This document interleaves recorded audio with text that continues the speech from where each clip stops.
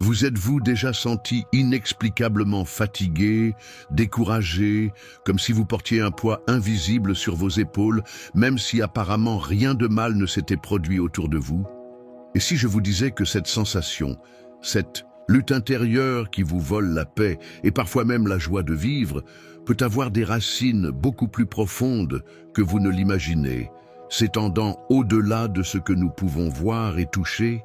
Et si je vous disais qu'il existe une bataille invisible livrée à chaque instant, un conflit spirituel qui impacte directement votre réalité, vos émotions et même vos chemins? Intriguant, n'est-ce pas? Pendant des siècles, l'humanité s'est interrogée sur les forces qui façonnent notre destin, sur les énergies qui nous propulsent ou nous abattent. La Bible, cette boussole intemporelle pour notre foi, nous révèle une dimension souvent négligée, le monde spirituel. Un royaume invisible, habité par des êtres qui interagissent avec notre réalité d'une manière que nous ne comprenons pas toujours. Il y a un pouvoir agissant, un secret voilé qui, lorsqu'il est compris et appliqué, peut transformer radicalement votre vie, vous libérant des liens que vous ignoriez même exister. Réfléchissez un instant.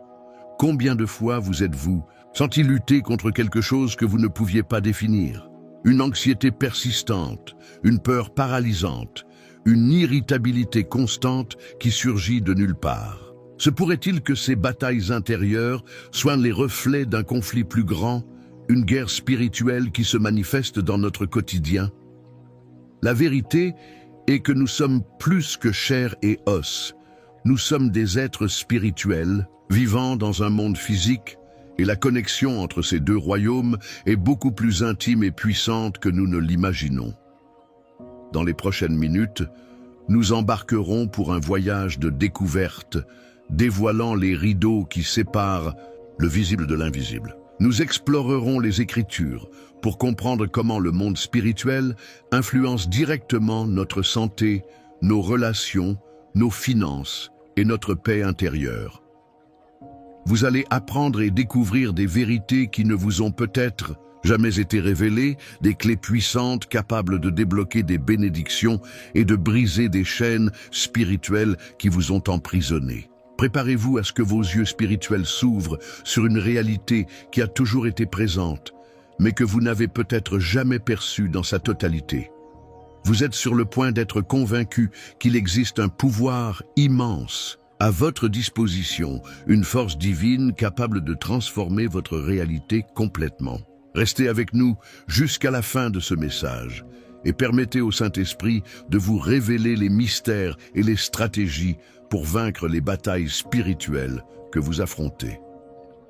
Laissez tout de côté maintenant et concentrez-vous, car ce que vous allez entendre pourrait être le lien manquant pour une vie de victoire et de paix abondante en Christ.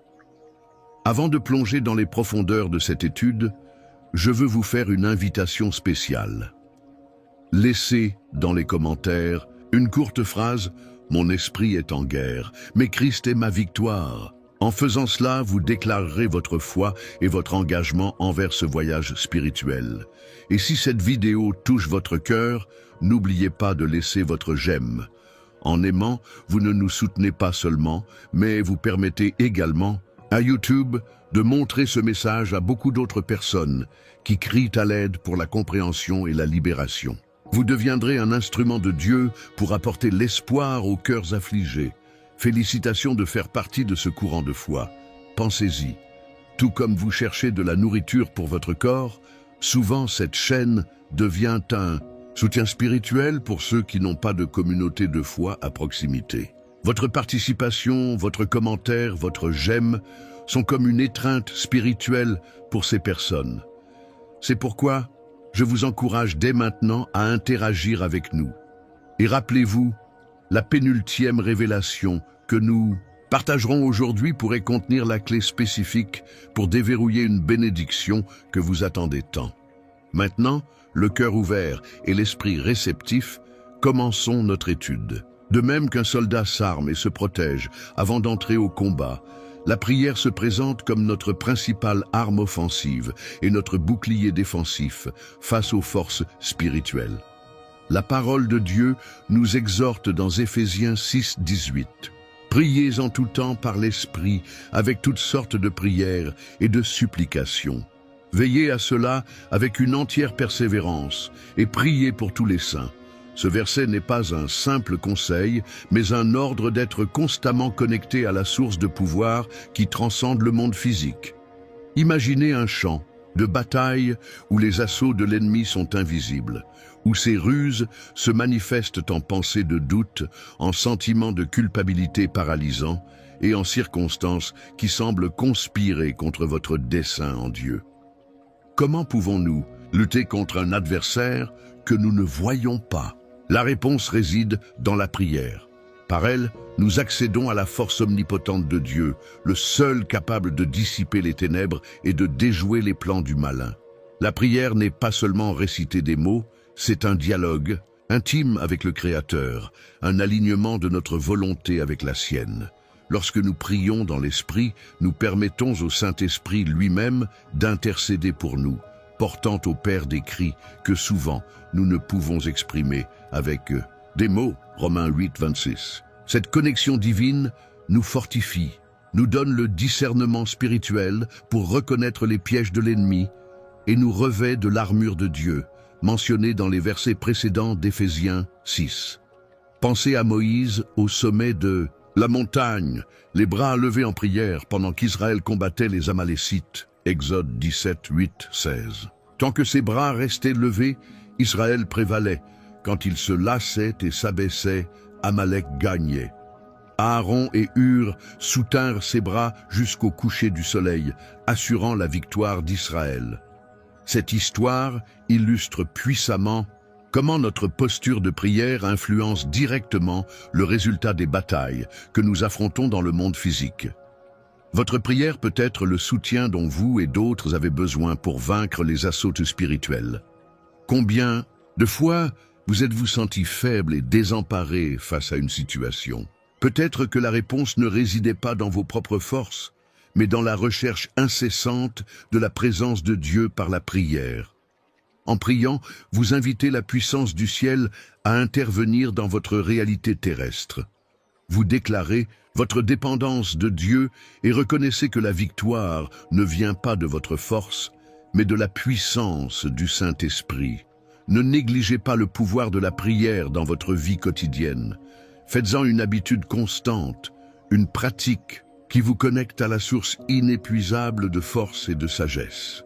Priez en secret, priez en famille, priez en communauté. Criez à Dieu en tout temps et en tout lieu, et vous verrez sa puissance se manifester dans votre vie de manière surprenante.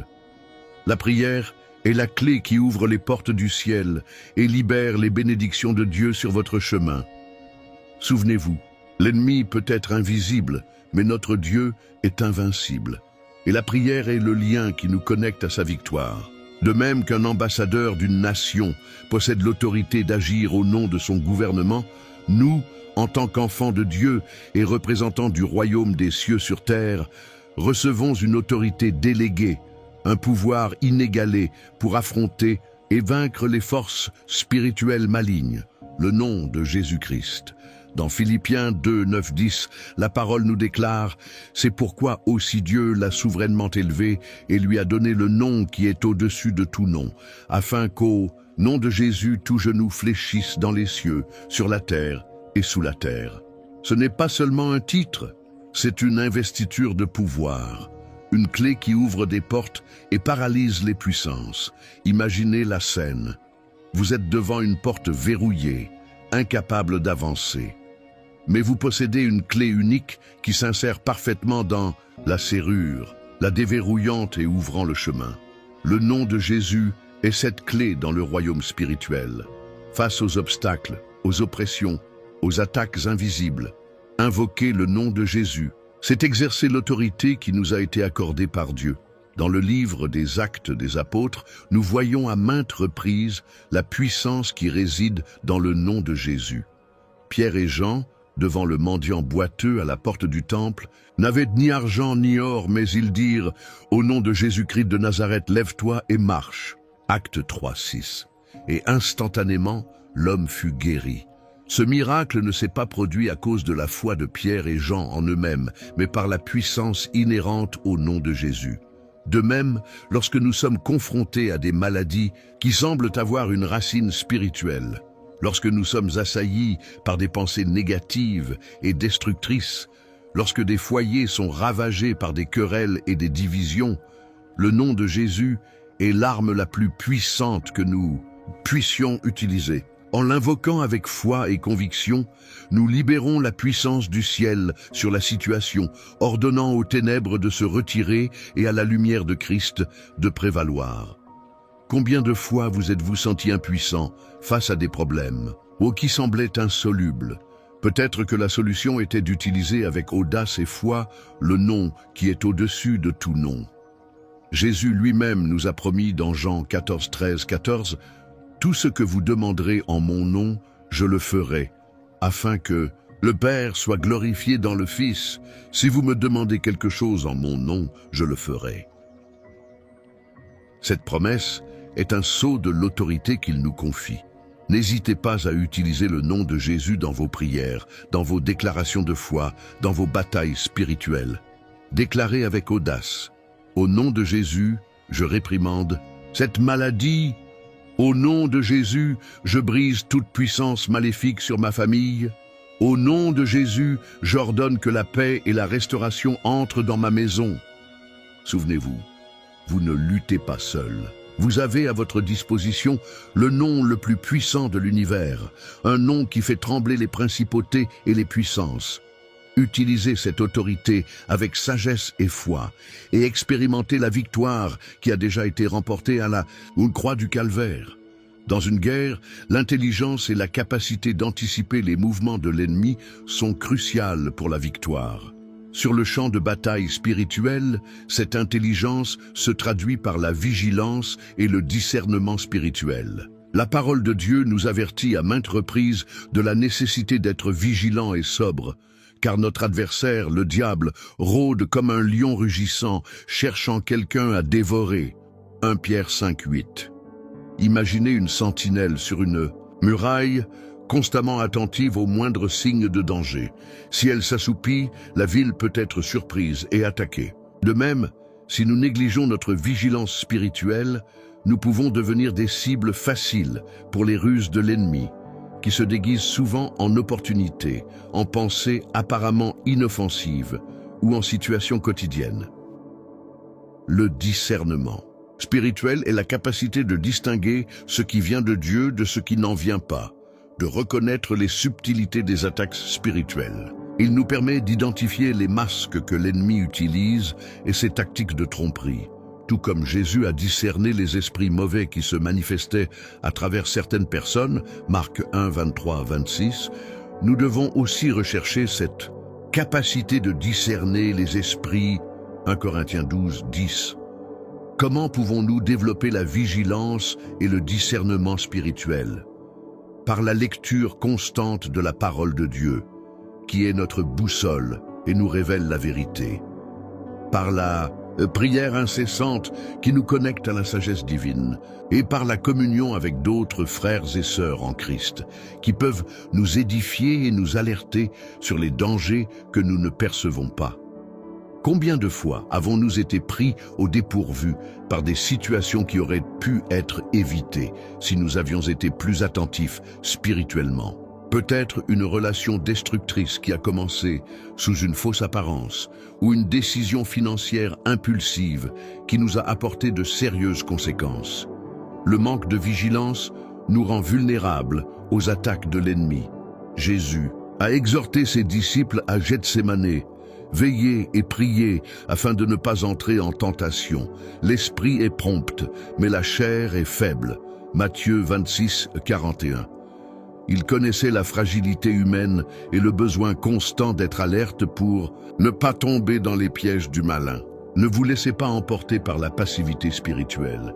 Cultivez un cœur vigilant, cherchant constamment le discernement de Dieu dans tous les domaines de votre vie. Soyez attentifs à vos pensées, à vos sentiments, aux influences qui vous entourent. Demandez à Dieu dans la prière de vous révéler ce qui est caché et de vous donner la sagesse de prendre des décisions qui vous protègent spirituellement. Souvenez-vous, l'ennemi est rusé et ne se repose pas.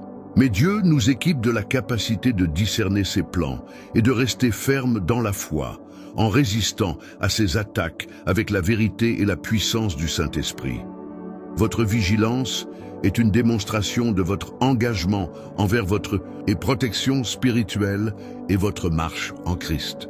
De même qu'un guerrier se prépare au combat en revêtant son armure, la Bible nous instruit de nous revêtir de l'armure de Dieu pour pouvoir résister aux attaques du diable. Éphésiens 6, 10, 17. Cette armure n'est pas physique mais spirituelle, composée d'éléments essentiels pour notre protection et notre défense dans le monde invisible. Imaginez un soldat allant à la guerre sans casque, sans bouclier, sans cuirasse. Il serait complètement vulnérable aux attaques de l'ennemi. De même, négliger une partie quelconque de l'armure de Dieu nous laisse exposés aux assauts spirituels qui viennent contre nous. Quelles sont les pièces de cette armure? La ceinture de la vérité. La vérité de la parole de Dieu est le fondement de notre foi et nous protège contre les mensonges et les tromperies de l'ennemi. Tout comme une ceinture maintient les autres pièces de l'armure, la vérité nous garde fermes et en sécurité. La cuirasse de la justice de Christ qui nous est imputée, nous protège contre les accusations et les condamnations du diable. C'est notre protection au mauvais jour, nous rappelant que nous sommes justifiés par le sang de Jésus. Les chaussures de la préparation de l'évangile de paix. Être prêt à partager l'évangile nous établit dans le dessein de Dieu et nous donne la fermeté nécessaire pour avancer en territoire ennemi en apportant la paix de Christ. Le bouclier de la foi. La foi est notre défense contre les traits enflammés du malin, les doutes, les peurs et les incrédulités qu'il lance contre nous. Un bouclier solide nous protège des attaques directes. Le casque du salut, la certitude de notre salut protège notre esprit et nos pensées des assauts de l'ennemi, nous donnant l'espérance et la sécurité en Christ. L'épée de l'esprit, qui est la parole de Dieu est notre arme offensive, capable de discerner les intentions du cœur et de vaincre les mensonges du diable. C'est avec la parole que nous résistons aux tentations et que nous affrontons les puissances. Combien de fois nous sommes-nous sentis non protégés et vulnérables? Peut-être est-ce parce que nous avons négligé une partie de cette armure spirituelle.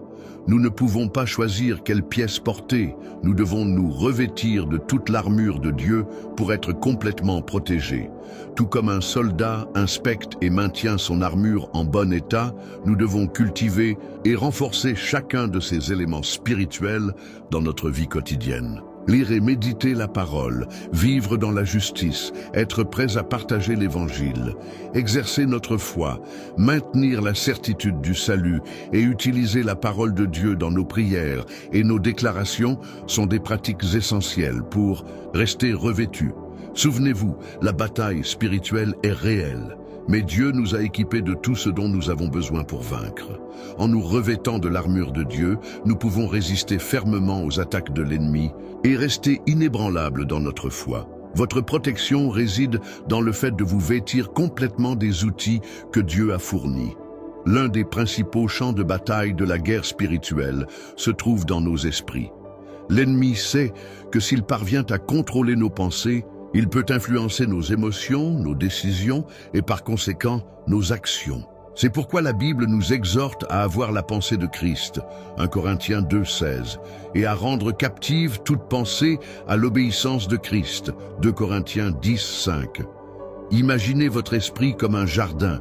Si vous ne le cultivez pas et ne le protégez pas, de mauvaises herbes commenceront à pousser et à étouffer les bonnes plantes. De même, si nous ne veillons pas sur nos pensées, des idées négatives, des doutes, des peurs et des accusations commenceront à s'installer, minant notre foi et notre paix.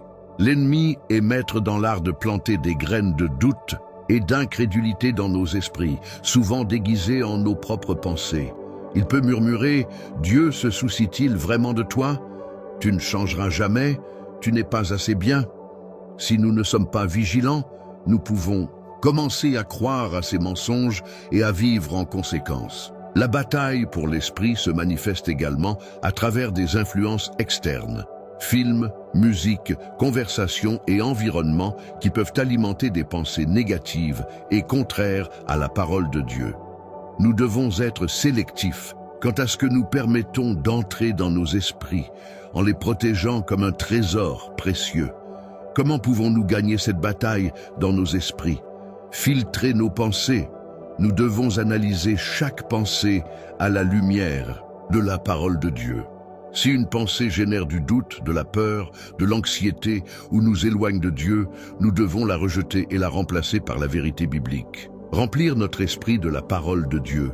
La lecture et la méditation des Écritures renouvellent notre esprit et nous aident à discerner la vérité de l'erreur. La parole de Dieu est notre épée contre les attaques mentales de l'ennemi. Priez et recherchez la paix de Dieu. La prière nous connecte à la pensée de Christ et nous apporte la paix qui surpasse toute intelligence. Philippiens 4, 6, 7. Protégeant nos cœurs et nos esprits. Et confesser la vérité, déclarer à voix haute les vérités de la parole de Dieu, fortifie notre foi et réprimande les mensonges de l'ennemi. Rechercher le soutien d'autres frères et sœurs. Partager nos luttes et nos pensées avec des personnes de confiance qui partagent la même foi peut nous apporter perspective et encouragement. Combien de fois nous sentons-nous prisonniers de pensées négatives qui nous volent la joie et la paix? La libération commence lorsque nous reconnaissons que ces pensées ne sont pas toujours les nôtres et que nous avons le pouvoir, en Christ, de leur résister. Souvenez-vous, vous n'êtes pas otage de vos pensées. Vous avez le pouvoir de choisir ce sur quoi vous allez méditer, en vous concentrant sur la vérité de Dieu, en remplissant votre esprit de sa parole et en recherchant sa paix. Vous établissez une forteresse spirituelle contre les attaques de l'ennemi. La bataille pour votre esprit est cruciale, et la victoire dans cette bataille détermine de nombreux autres aspects de votre vie spirituelle. Dans le chemin de la foi, nous ne sommes pas appelés à lutter seuls. La puissance du témoignage et la force de la communion avec d'autres croyants sont des armes puissantes dans notre guerre spirituelle.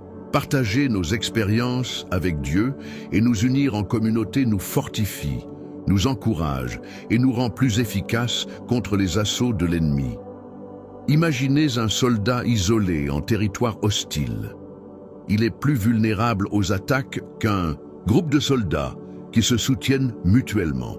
De même, lorsque nous nous isolons spirituellement, nous devenons des cibles plus faciles pour les tactiques de division et de découragement de l'ennemi. Le témoignage, le partage de la manière dont Dieu a agi dans nos vies est une puissante arme spirituelle. Dans Apocalypse 12, 11, nous lisons que les vainqueurs ont vaincu le dragon à cause du sang de l'agneau et à cause de la parole de leur témoignage. Notre témoignage proclame la fidélité de Dieu, encourage d'autres croyants et réduit au silence les accusations de l'ennemi. Lorsque nous partageons comment Dieu nous a libérés, nous a guéris, nous a restaurés, nous déclarons sa victoire sur les ténèbres.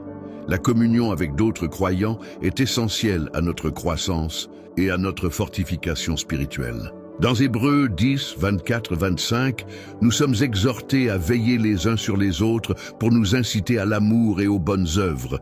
N'abandonnons pas notre assemblée, comme c'est la coutume de quelques-uns, mais exhortons-nous mutuellement, et cela d'autant plus que vous voyez s'approcher le jour. La communion nous offre soutien, encouragement, correction et responsabilité mutuelle. Ensemble, nous sommes plus forts pour résister aux tentations et affronter les difficultés. Combien de fois nous sentons-nous découragés ou seuls dans nos luttes?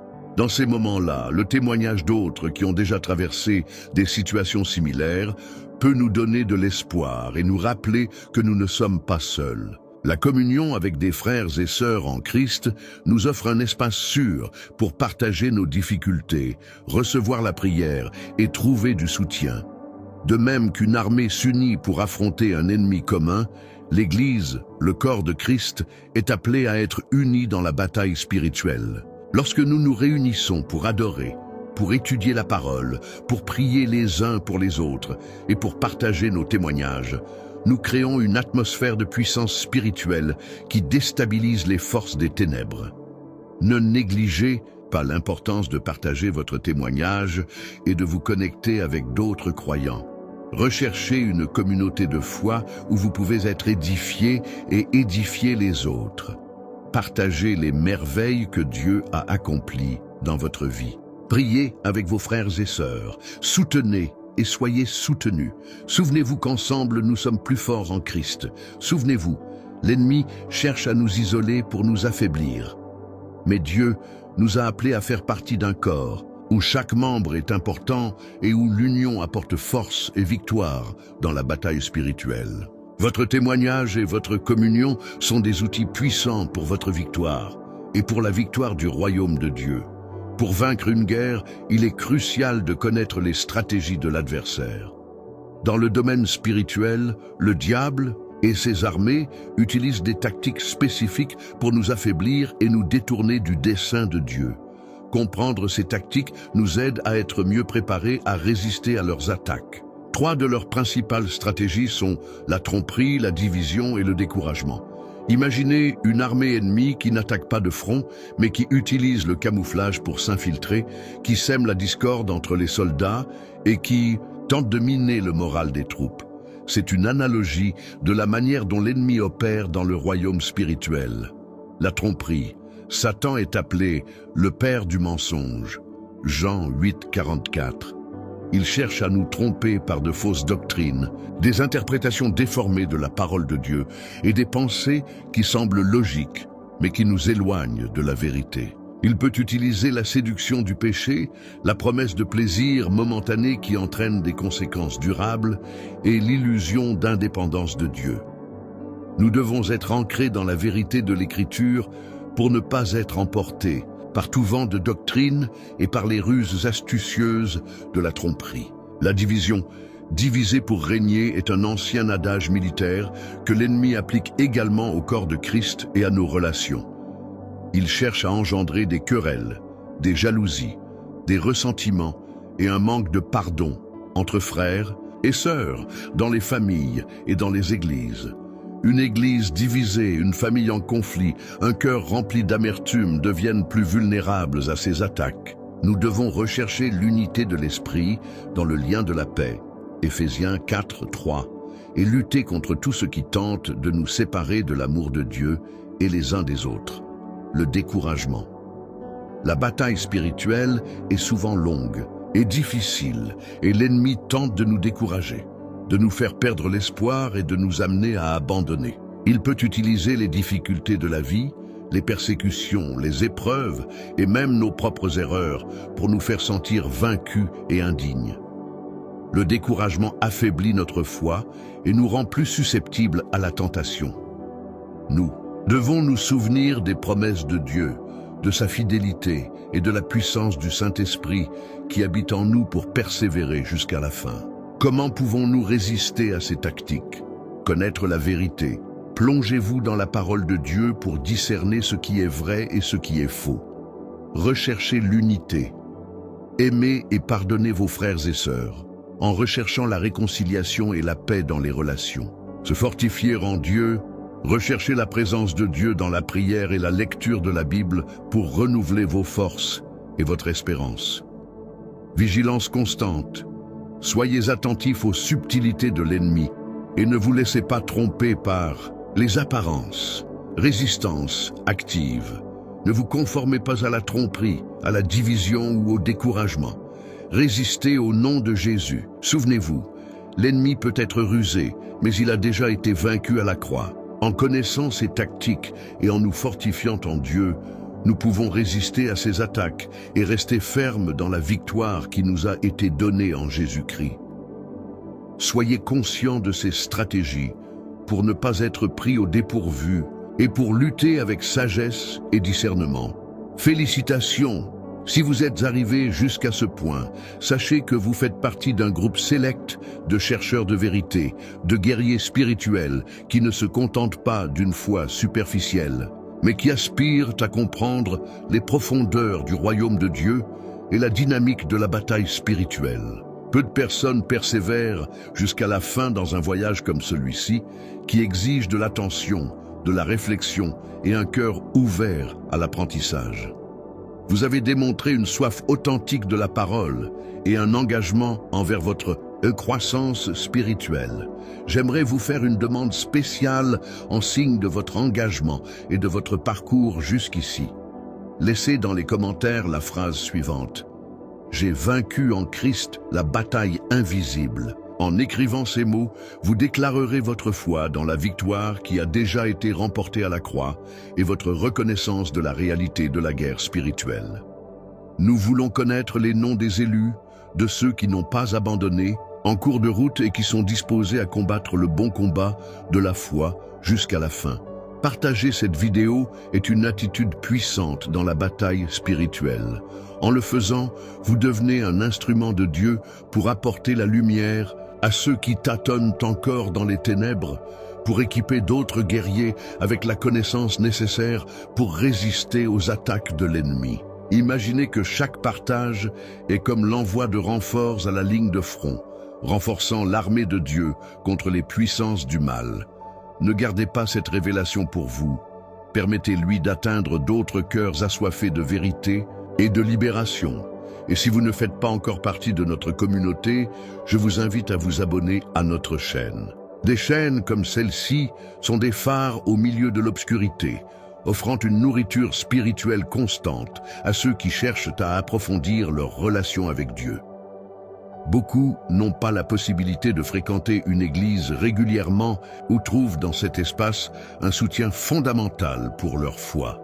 En vous abonnant, vous ne vous assurez pas seulement l'accès à davantage de contenu édifiant, mais vous devenez également membre d'une famille de foi qui se soutient et se fortifie mutuellement. Pensez-y, votre inscription est comme la signature d'un pacte de croissance spirituelle continue, maintenant la flamme de votre foi toujours allumée. Maintenant, avant de conclure complètement, je vous demande de rester en silence pendant quelques instants, permettant à la paix qui émane de la musique de cette vidéo d'envelopper votre cœur. Profitez de ce moment pour élever une prière de gratitude au Seigneur pour ce jour, pour cet apprentissage et pour la certitude de la victoire que nous avons en Christ. Ne mettez pas la vidéo en pause. Laissez la mélodie continuer à couler, scellant dans votre esprit le message que nous avons partagé aujourd'hui et renforçant votre connexion avec le Père. Que la paix de Christ, qui surpasse toute intelligence, garde votre cœur et votre esprit. Amen.